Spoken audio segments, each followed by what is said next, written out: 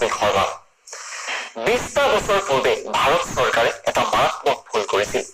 20টা বছৰ পূৰ্বৰ সেই চৰকাৰৰ ভুলৰ বাবে আজিৰ তাৰিখত হাজাৰ হাজাৰ জোৱানে প্ৰাণ আহুতি দিব লগা হৈছে হাজাৰ হাজাৰ নিৰীহৰ প্ৰাণ গৈছে কিন্তু 20টা বছৰ পূৰ্বে কি এই মাৰাত্মক ভুল কৰিছিল ভাৰত চৰকাৰে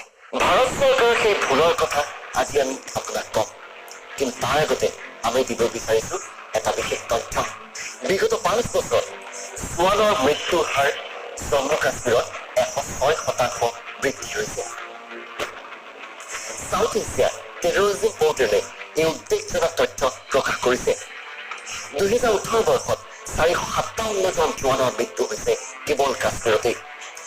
তাৰ আগৰ বছৰটোত অৰ্থাৎ 2017 বৰ্ষত 354 জন জোৱানৰ মৃত্যু হৈছে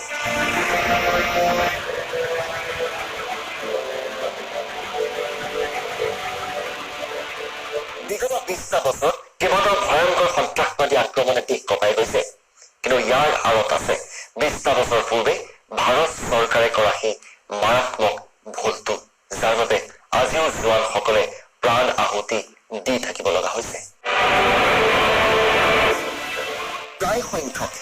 দেশ কঁপোৱা সন্ত্ৰাসবাদী আক্ৰমণৰ মাষ্টাৰমাইণ্ড এইজন মাছুদ আজহাৰ যিজন মাছুদ আজহাৰক ভাৰতে মুকলি কৰি দিছিল 1999 চনত কান্দাহাৰ বিমান অপহৰণৰ জৰিয়তে মুক্তি পাইছিল আজহাৰে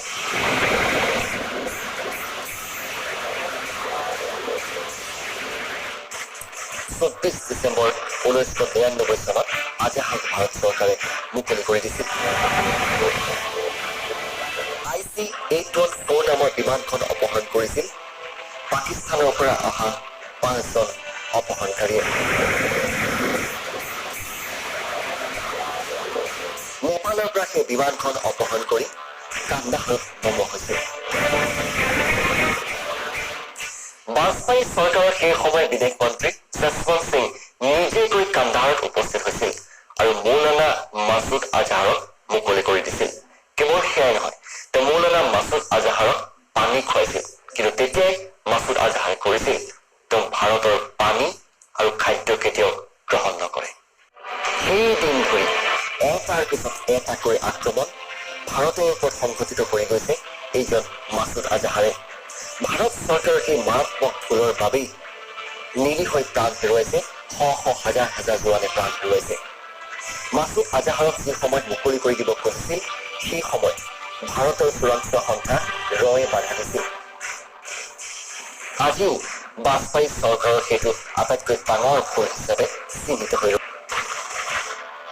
মাছুদ আজহাৰক মুকলি কৰি দিয়াৰ পিছতেই কেইবাটাও লেঠাৰী আক্ৰমণ সংঘটিত হৈ গৈছে এইখন ভাৰতত